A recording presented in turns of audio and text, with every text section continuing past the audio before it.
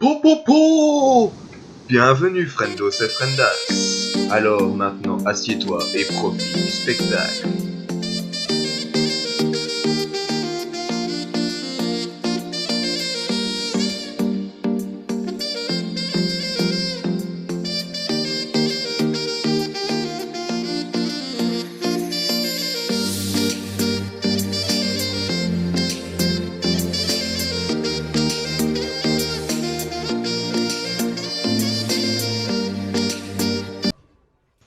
Aujourd'hui, on se retrouve pour parler d'MF. MF, elle a un ulti ultra fort. C'est un truc de fou. En bronze et en silver, même en gold. Une fois que t'as claqué le R bien correctement, tu peux faire penta. Penta, les gars. Ici, je vais vous montrer quelques moves qui sont bien pour comment faire, comment arriver à faire des gros dégâts et tout ça. Le principal, c'est le farm. Toujours le farm. Et puis toujours avoir un bon positionnement, parce que une fois que vous êtes bien positionné, les gars, c'est cadeau. Cadeau. Le farm, le positionnement, et après, on joue en équipe. Il reste plus que ça, et vous avez gagné. Alors n'hésitez pas à regarder cette vidéo.